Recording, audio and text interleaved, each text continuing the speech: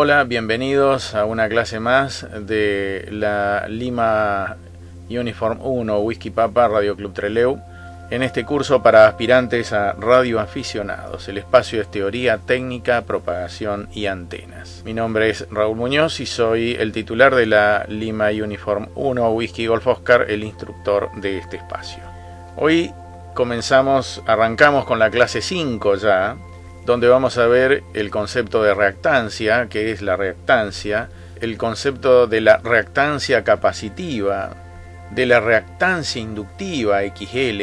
La reactancia capacitiva, recordemos que está relacionado a todo lo que tiene que ver con los capacitores.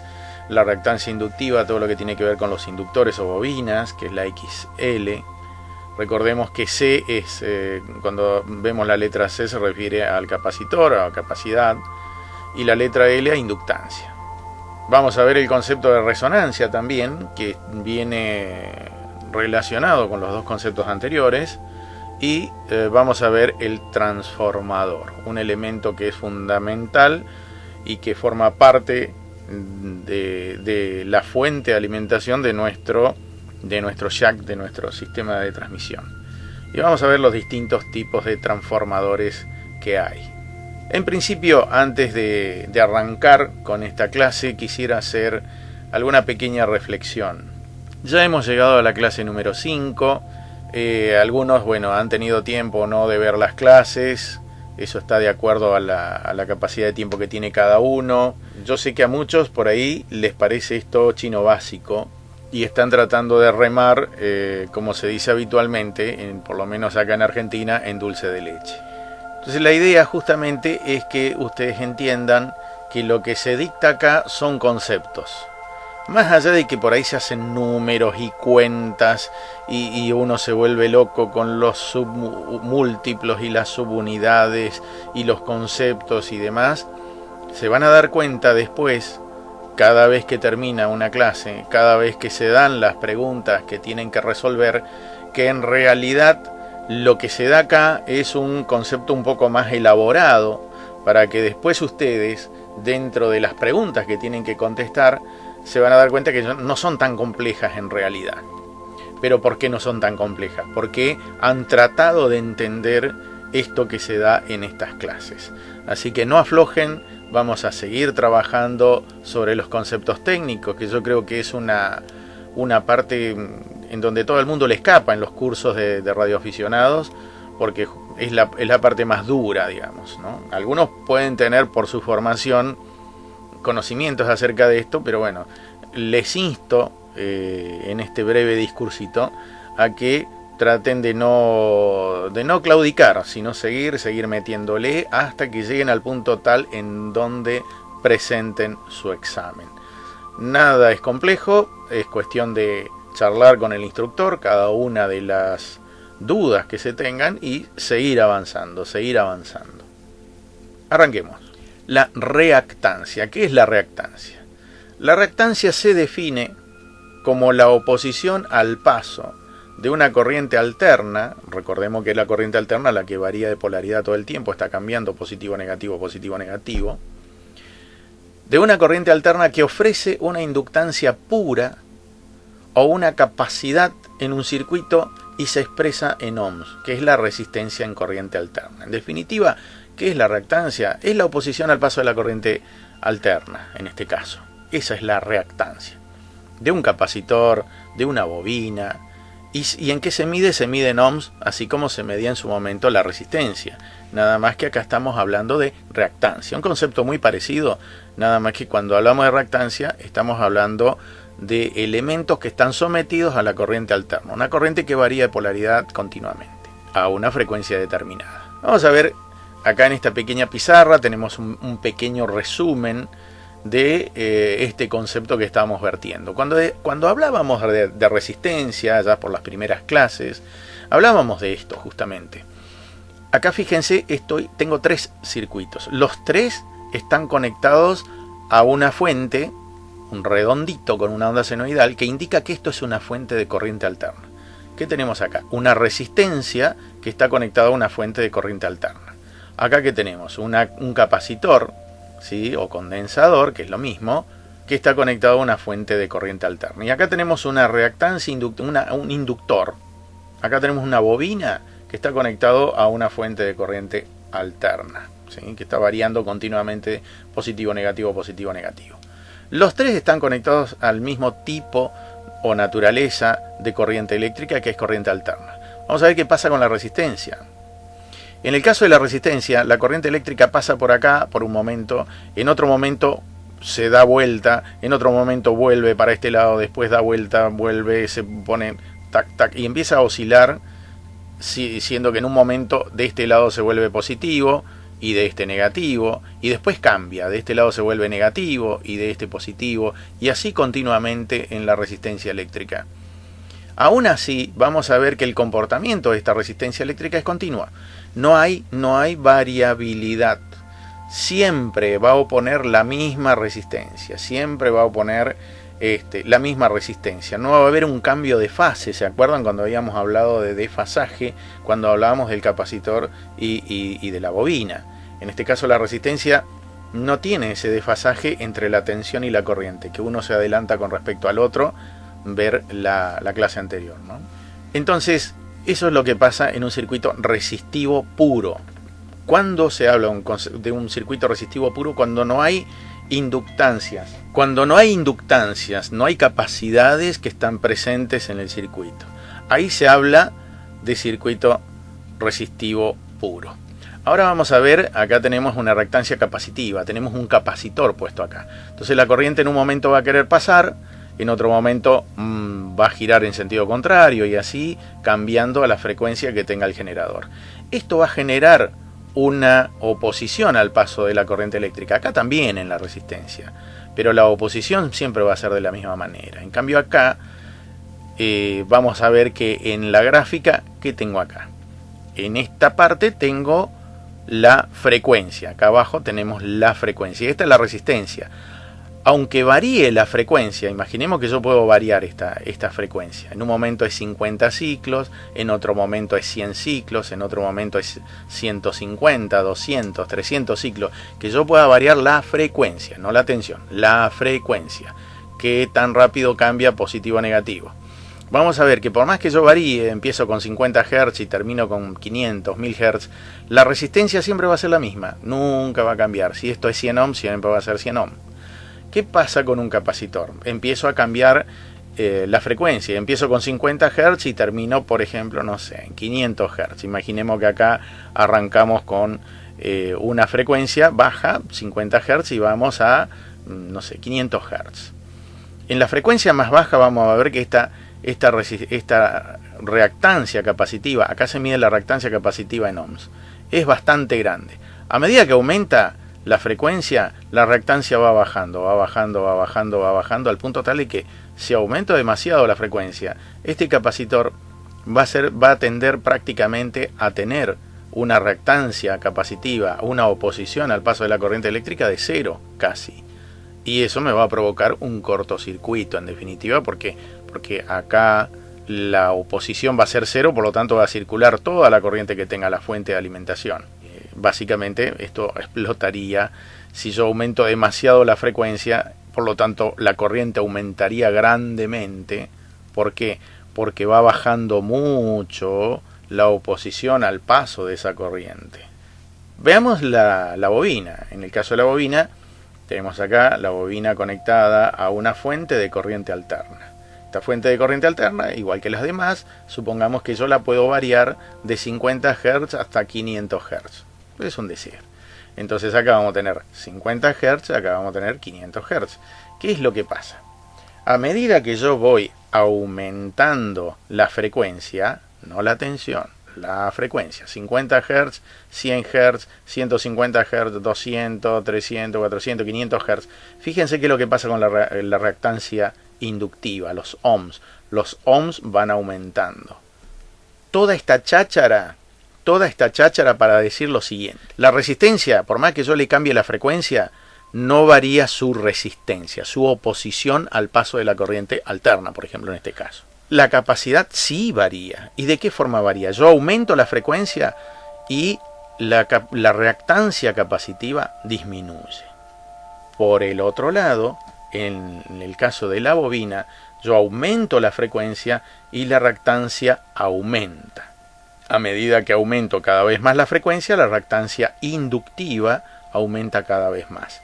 Y ahí volvemos a encontrarnos con esta cuestión de que el capacitor y la bobina se comportan de manera totalmente opuestas.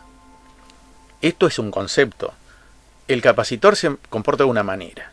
La bobina se comporta justamente de la forma contraria. Mientras que en la capacidad yo aumento la frecuencia y se vuelve cada vez más chiquitita, en el caso de la reactancia yo aumento la frecuencia y la reactancia se vuelve cada vez más grande.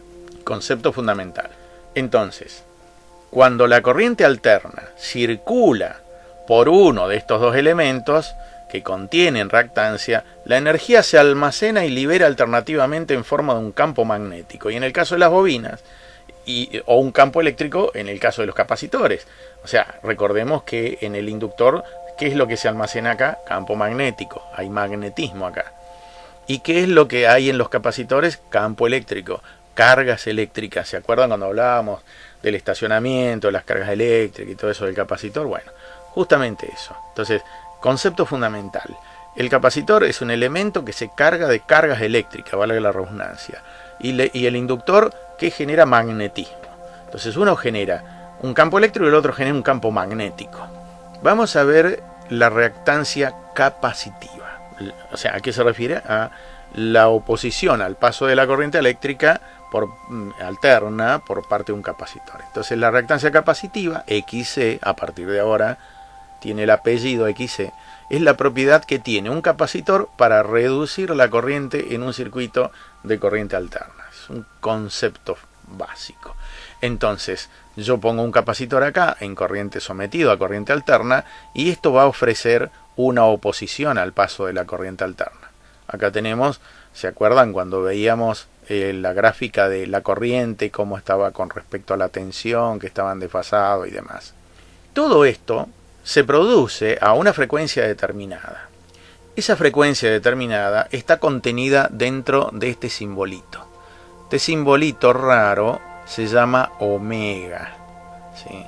Se dice que la reactancia capacitiva, XC, es igual a la inversa. Cada vez que ponemos el 1 sobre, estamos hablando de la inversa de algo.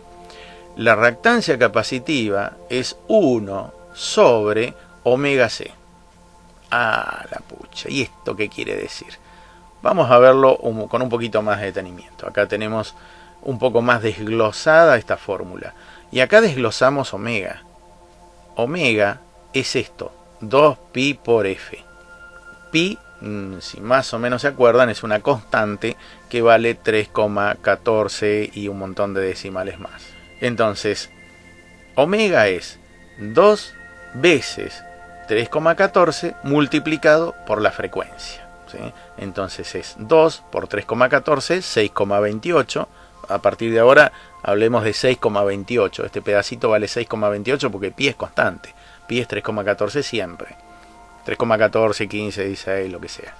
Y se multiplica por el valor de la frecuencia. 50 Hz, 100, 150, 500, 1000, 1.000.000, lo que sea.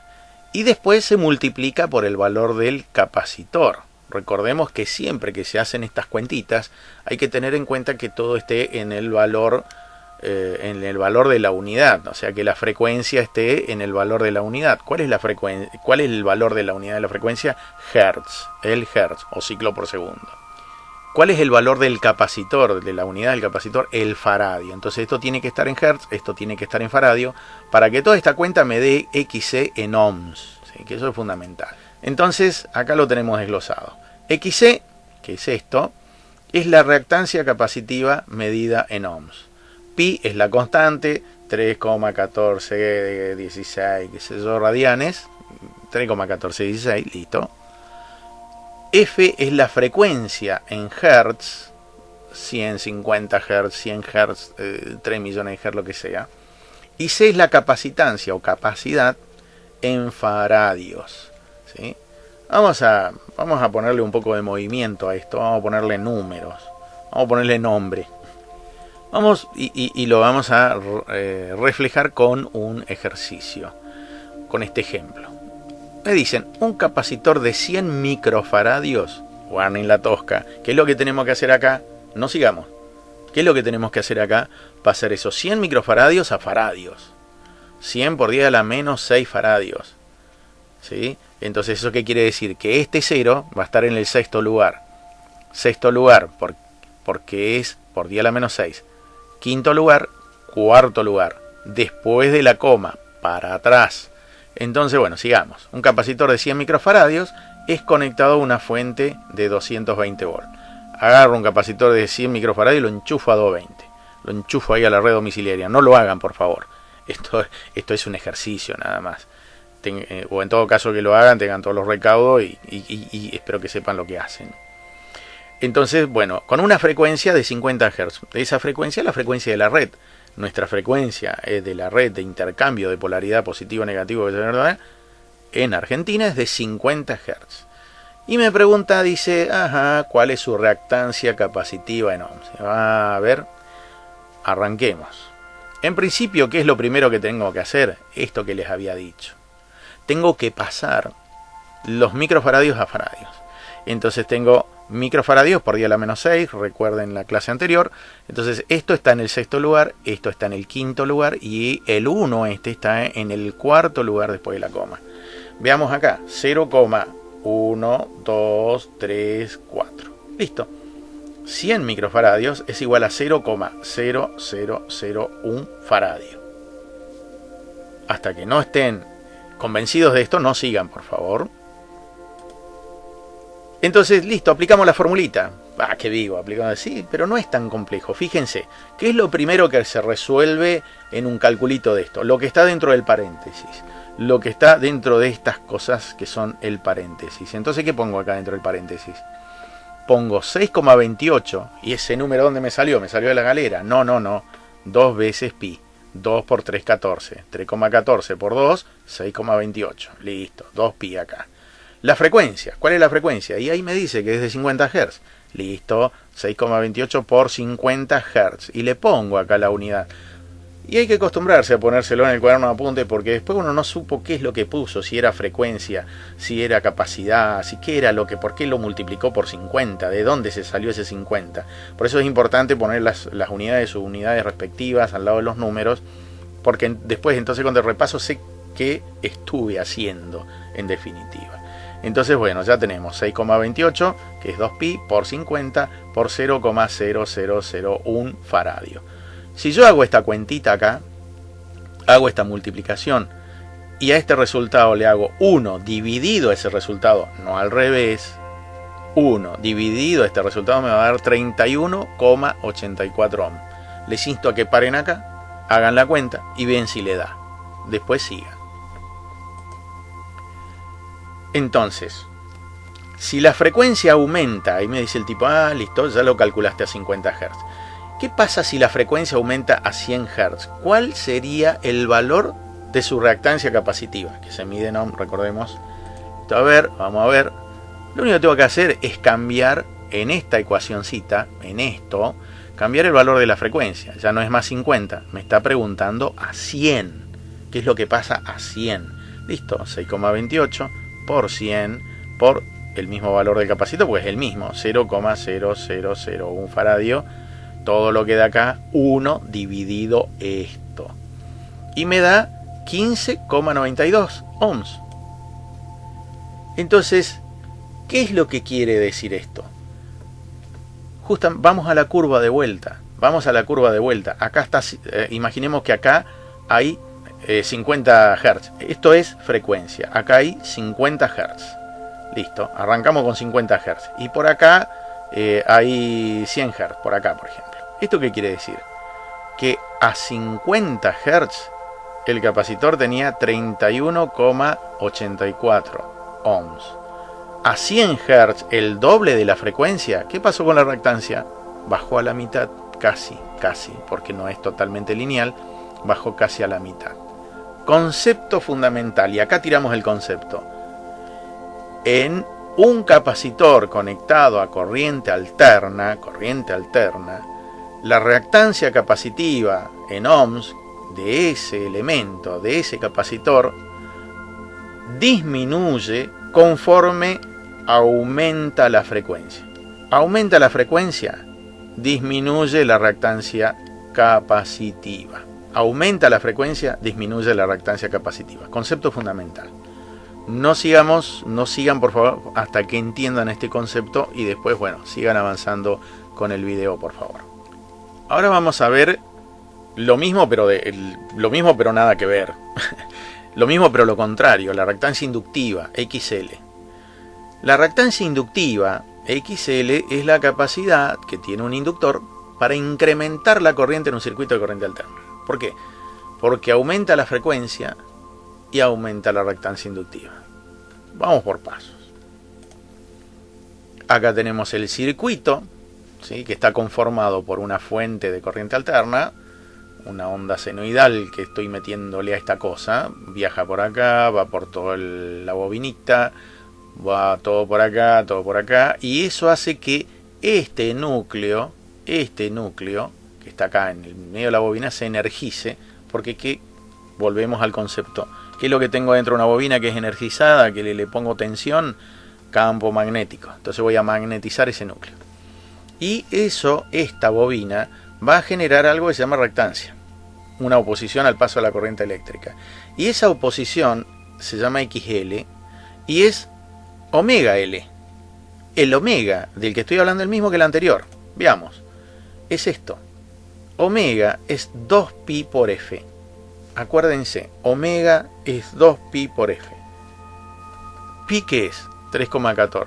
Por 2, 6,28. 6,28 multiplicado por la frecuencia, multiplicado por el valor de la inductancia. Y eso me da la reactancia en ohms.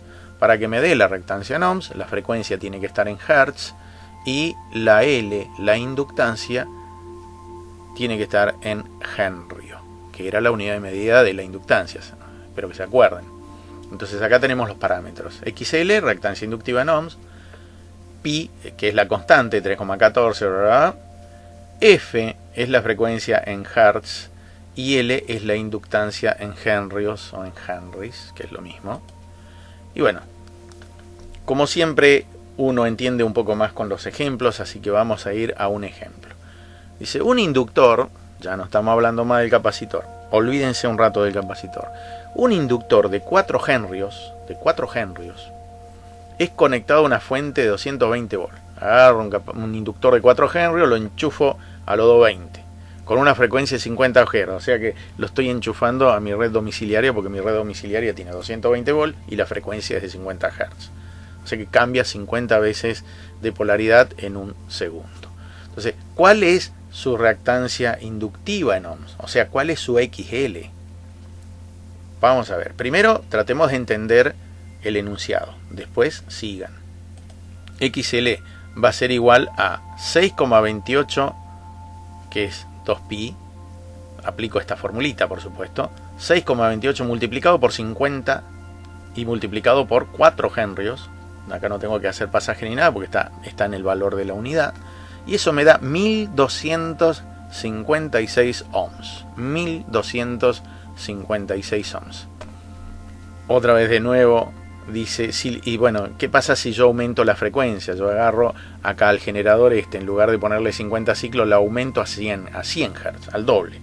¿Qué es lo que va a pasar con la reactancia inductiva? ¿Qué va a pasar? Hago la cuentita, 6,28. Multiplico por 100, 6,28 2pi, recuerden. Lo multiplico por la frecuencia, que son 100 Hz, y lo multiplico por 4 henrios, que es el valor de la bobina. ¿Cuánto me dio? 2512 ohms. Entonces, ¿esto qué me indica? Primero que todo, que si aumenta la frecuencia, aumenta la reactancia inductiva. Si aumenta la frecuencia, aumenta la reactancia inductiva. Entonces, fíjense qué es lo que pasa con la recta. Esto es la reactancia inductiva. Fíjense que aumenta de 1256, se va a 2512 ohms. Entonces, por lo tanto, cuando aumentamos la frecuencia en una bobina, aumenta cada vez más la reactancia inductiva, aumentan cada vez más los ohms. Por lo tanto, la corriente va a disminuir, porque voy voy a tener tanta resistencia, tanta oposición, tanta reactancia, que la resistencia va a comenzar, que la corriente, perdón, va a comenzar a disminuir. Concepto fundamental. Entonces, en una bobina, en un inductor, cuando la frecuencia aumenta, la reactancia inductiva aumenta. Y fíjense que son valores donde son más o menos casi el doble. Vamos a ver un concepto que involucra a las dos cosas que vimos anteriormente, que es la resonancia, el concepto de la resonancia. Es importantísimo este concepto, porque cuando nosotros decimos, bueno, che, ¿a dónde vamos? 7118 kHz. Ah, muy bien. Yo estoy moviendo adentro del transmisor un circuito sintonizado, estoy sintonizando. Yo cuando muevo la perilla del dial de mi radio, estoy sintonizando. Estoy haciendo que mi sistema entre en resonancia con la frecuencia que yo quiero recibir. ¿Sí? Por ahí alguien usará el concepto sí, porque estamos en resonancia. Eso quiere decir que estamos de acuerdo, digamos, ¿no? No tiene nada que ver con nada, pero no importa. Entonces, la resonancia eléctrica es un fenómeno que se produce en un circuito en el que existen elementos reactivos, bobinas y condensadores, cuando es recorrido por una corriente alterna de una frecuencia tal que hace que la reactancia se anule en caso de estar ambos en serie o se haga infinita si están en paralelo. Concepto. Lo vamos a ir desglosando. En principio, ¿de qué me está hablando? Me está hablando de esto. Acá vamos a ver, acá tenemos dos circuitos. Acá tenemos, los dos lógicamente están sometidos a una tensión de corriente alterna, ¿sí? En este caso tengo una resistencia, una inductancia y una capacidad. Fíjense cómo está todo esto. Está en serie. A mí lo que me interesa es L y C. R es la resistencia propia, las pérdidas que tiene el circuito este. Este circuito es un circuito llamado también RLC. Circuito RLC, compuesto por una resistencia, una inductancia y un capacitor. ¿Y qué es lo que pasa con este circuito? Acá la flechita me dice, che, mira, pasa esto. ¿Qué es lo que está pasando acá? ¿Qué es esta curva? Lo que me dice es que para una frecuencia determinada, que esto que tienen acá abajo, en X es la frecuencia, en Y es la amplitud. Si yo mido en el circuito mido en este punto, por ejemplo, entonces me doy cuenta de que a una frecuencia determinada, esto va a hacer esto. ¿Qué es esto? Va a aumentar su corriente, ¿sí? O sea, esto cuando entra en resonancia, cuando XL se hace igual a XC, ese es el concepto de resonancia. Cuando la reactancia capacitiva y la reactancia inductiva son iguales, por ejemplo, L va a ser 100 ohms de reactancia inductiva y C 100 ohms de reactancia inductiva, los dos como se contraponen, ¿sí? Prácticamente no va a haber oposición al paso de la corriente eléctrica y la corriente eléctrica va a aumentar considerablemente. ¿En qué punto? En este punto que es el punto de resonancia.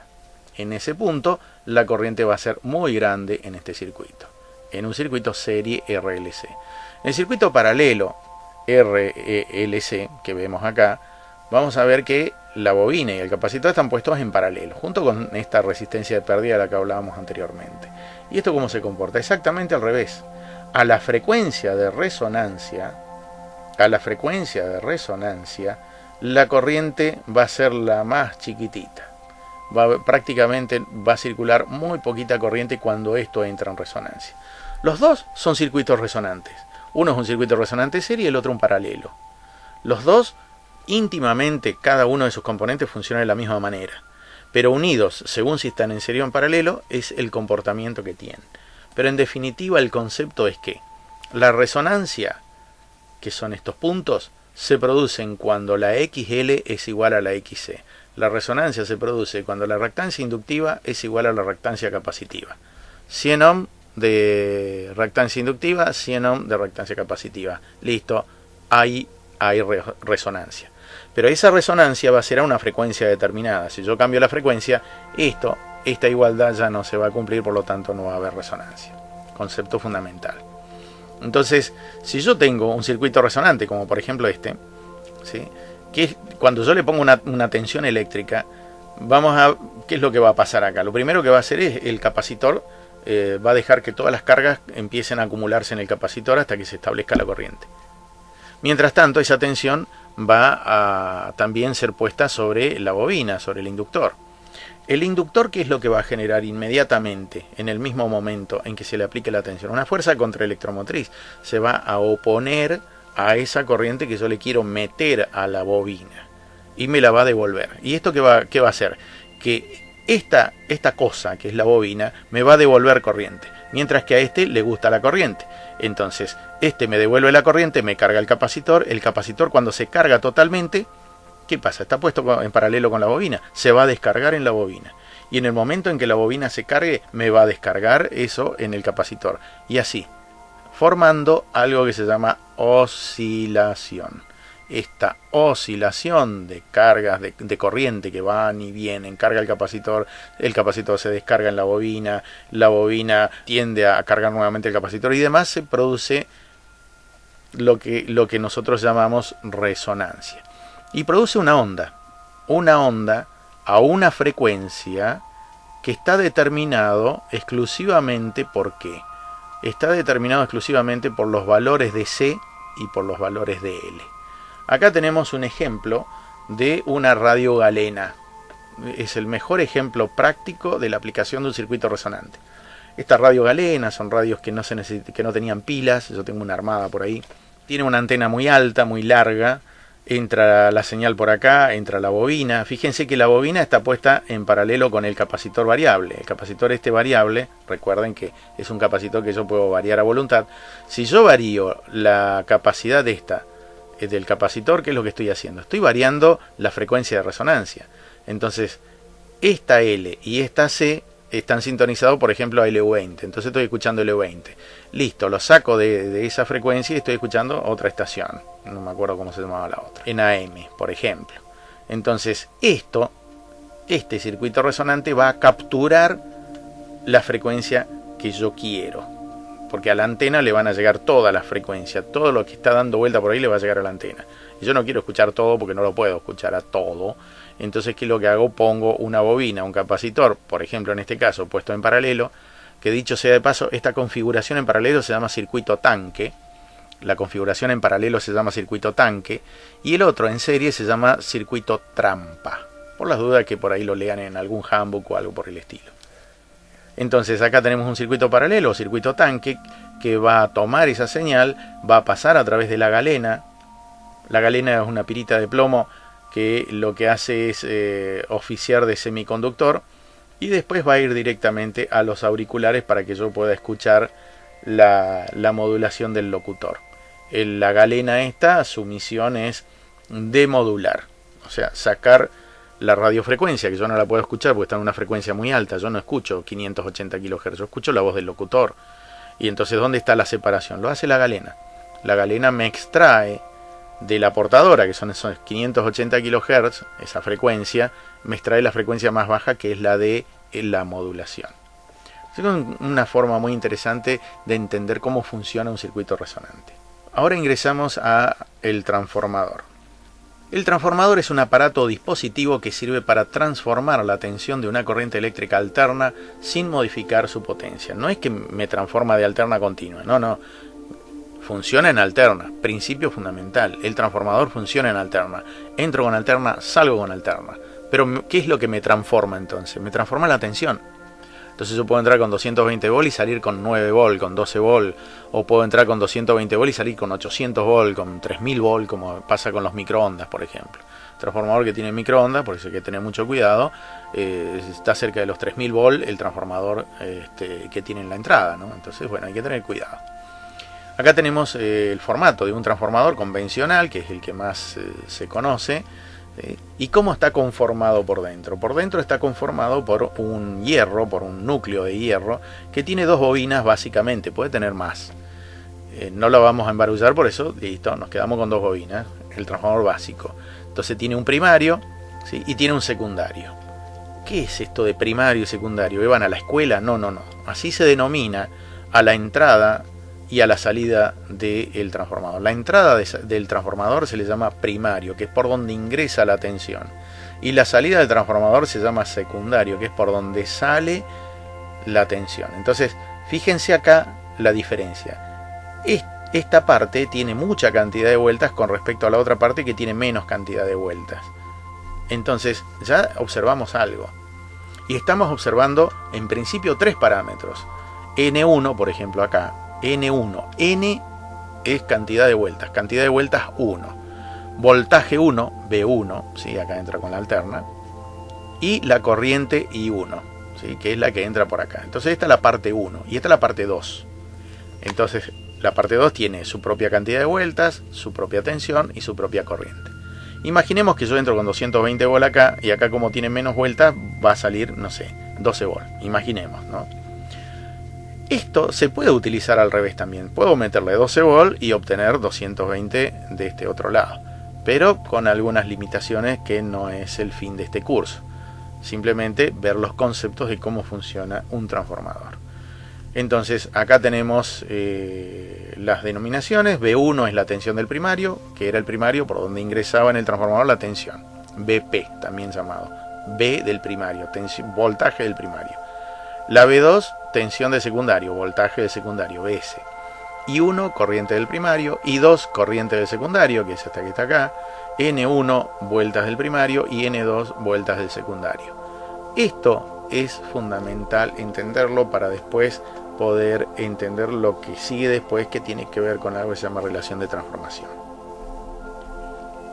Hay distintos tipos de formas de fabricar los transformadores. Actualmente, por ejemplo, se está recurriendo mucho a un desarrollo donde cambia el formato del núcleo y el núcleo se vuelve toroidal. Tiene esta forma de anillo en donde se bobinan primario y secundario, donde la eficiencia es mucho mayor. Que bobinarlo de la otra manera. Lógicamente los materiales son un poco más caros, por lo tanto esto es mucho más caro que esto otro. Pero bueno, son detalles. Acá tenemos distintos tipos de transformador, porque no solamente está el transformador que yo tengo en la línea, que me transforma de 220 a 5 volt y me carga el celular, por ejemplo, que en realidad ya no tienen más transformadores, tienen una fuente conmutada, pero imaginemos que tengo un transformador. Lo que nosotros vemos acá es un transformador también, pero de radiofrecuencia. Entonces fíjense que tenemos 2 galletitas de bobinas, ¿sí? Por lo tanto acá también tenemos un primario y tenemos un secundario. Concepto fundamental: un transformador que tiene primario y secundario.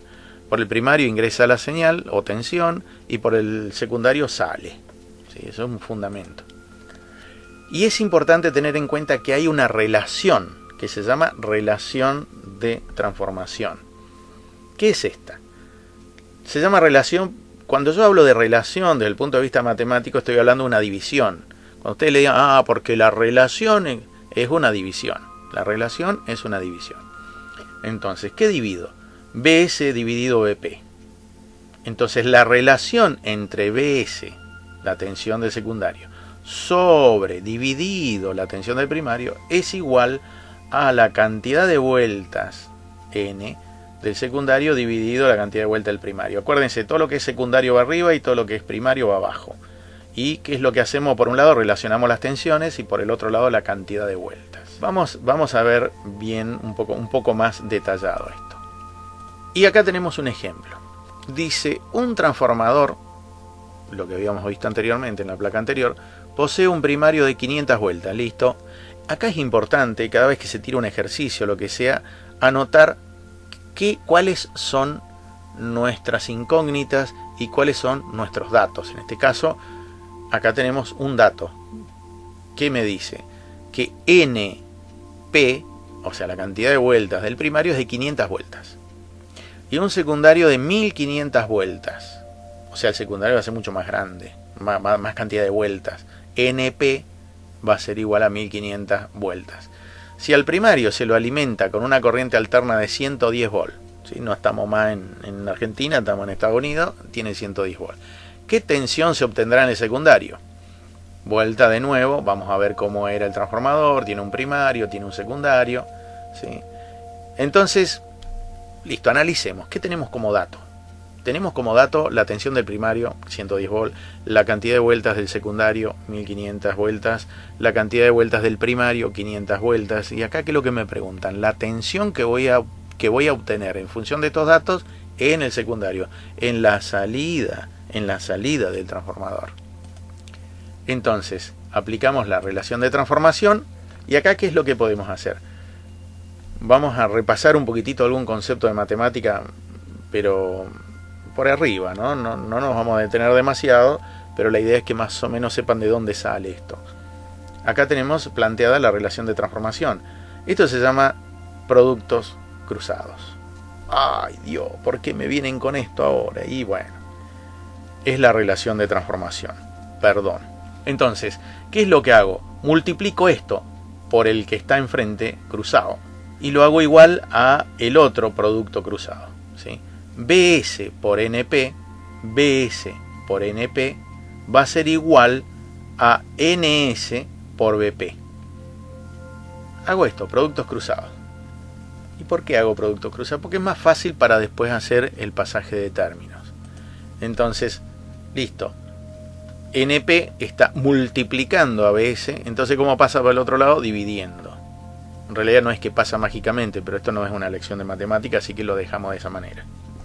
Entonces, ¿qué nos queda? Que NS por BP, que es esto, dividido NP, me va a dar la tensión del secundario. ¿Qué tenemos que hacer primero? Hacer el calculito que está dentro de del paréntesis. Entonces, agarramos NS, lo multiplicamos por BP y lo que me da de ahí lo divido por NP. O sea, en definitiva, hacemos esto. 1500, que es la cantidad de vueltas del secundario, multiplicado por la tensión en el primario, que son 110 volt, dividido las 500 vueltas que yo tengo del primario. Y eso que me da una tensión de 330 volt. Paremos un poco acá. Primero, entendamos qué se hizo. Paren el video, consulten al instructor, saquen las cuentas ustedes mismos y fíjense por qué se llegó a este resultado. Una vez que hicieron esto, reflexionemos lo siguiente. ¿Qué me está diciendo? ¿Cómo puede ser? Está entrando 110 volt y me están saliendo 330 volt del otro lado. No es magia, es relación de vueltas. Entonces, ¿y en qué cambia? En que la cantidad de vueltas que tiene el primario, 500, es más chiquitita que la cantidad de vueltas que tiene el secundario, 1500. Entonces eso hace que mi transformador sea un transformador que eleve la tensión de 110 volt a 330 volt. Fundamental.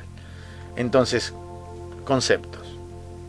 Entonces, si yo tengo tensiones y corrientes en el primario, y si yo tengo tensiones y corrientes en el secundario, estoy hablando de qué cosa.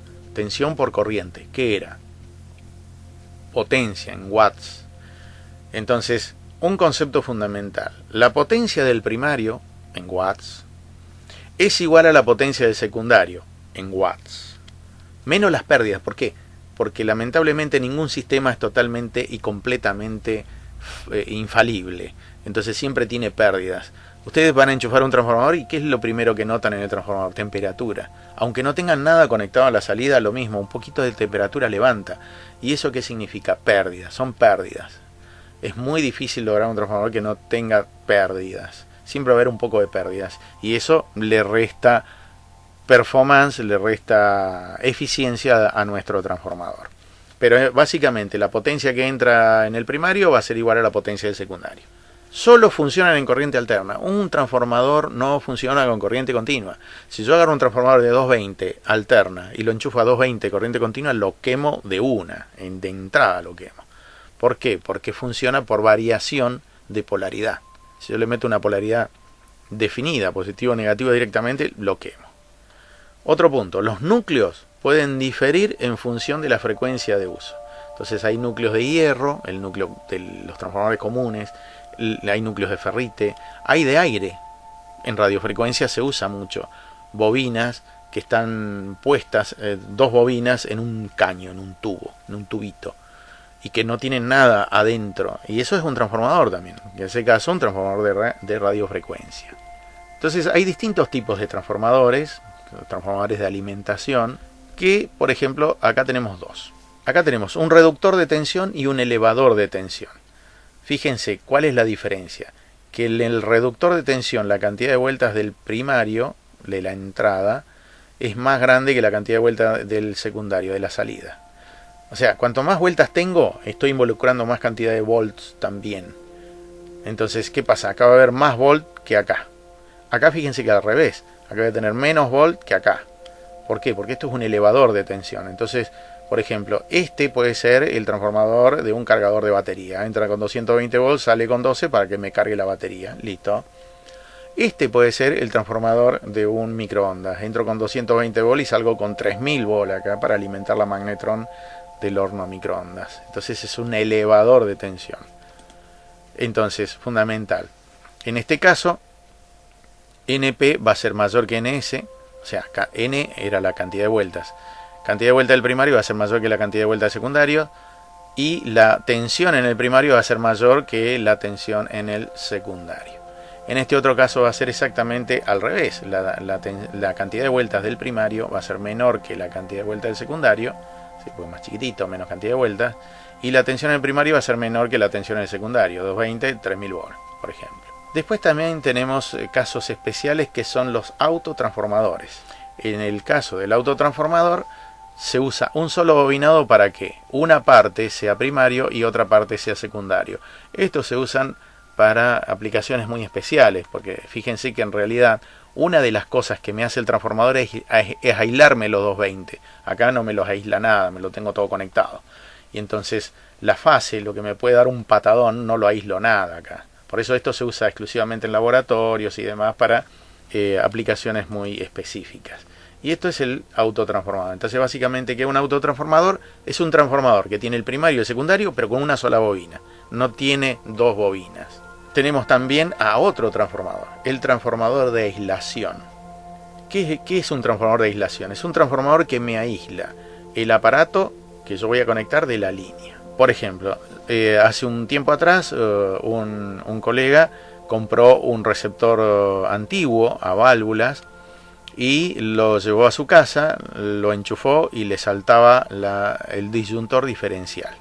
Le saltaba el disyuntor, lo estuvimos revisando y resulta que el transformador de entrada de ese receptor, por humedad, por lo que sea, perdió la aislación. Entonces tenía fugas ese transformador. Entonces, bueno, le dimos vuelta al enchufe, más o menos se fueron el tema de las fugas, pero no es lo correcto. Entonces, ¿qué es lo que hizo? Le colocó un transformador de aislación. ¿Qué hace el transformador de aislación? Entran los 220 por acá, en B1, y en B2 salen 220. Entra lo que sale. Pero ¿qué pasa? No hay conexión entre esta bobina y esta. Por lo tanto, se pierde la seguridad del disyuntor diferencial, porque el disyuntor no va a ver lo que yo tengo conectado del otro lado, eso es cierto. Pero puedo hacer andar el receptor y sé que para trabajar con eso tengo que andar calzado y no descalzo porque me va a dar un patadón importante. Entonces para eso es el transformador de aislación, para eliminar el elemento vivo que se dice de la otra parte, de la parte del secundario. Entonces yo tengo una fase y un neutro, así se llaman en corriente alterna, una fase y un neutro, y de este lado ya no tengo la fase viva, por ejemplo acá. O sea, si en los cables que yo tengo en la casa, uno me da la corriente y el otro no. Pero el otro, ¿por qué no me da la corriente? Porque está referenciado a masa, a tierra, en la usina, en el generador, en la planta de energía, está referenciado a masa. Por eso es que tampoco me da corriente, porque yo también estoy referenciado a masa. Y el otro no está referenciado a masa. Bueno, eso lo que hago es quitar esa referencia. Solamente es para casos muy específicos. Y hay transformadores que son para radiofrecuencia, que son estos. Acá tenemos una ferrite, peróxido de hierro, ¿sí? Pulverizado, que está comprimido a muy alta cantidad de temperatura y presiones. Y acá lo que se logra es un material muy especial para trabajar en radiofrecuencia. Acá tenemos distintas... Acá esto antes le llamaban las antenas de las radios, ¿sí? Que tenía la bobinita, la ferrita y demás. Acá tenemos un poco el dibujito de cómo sería esto, con núcleo, sin núcleo, ¿sí? Acá tenemos un núcleo adentro, tenemos un primario, tenemos un secundario. Acá tenemos sin núcleo, un primario y un secundario. Son vueltas de alambre, en definitiva.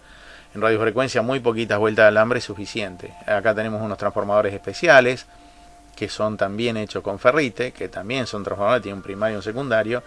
y que, por ejemplo, pueden utilizarse de esta manera. Esto es un toroide de hierro por la forma que tiene, donde tiene un primario y tiene un secundario.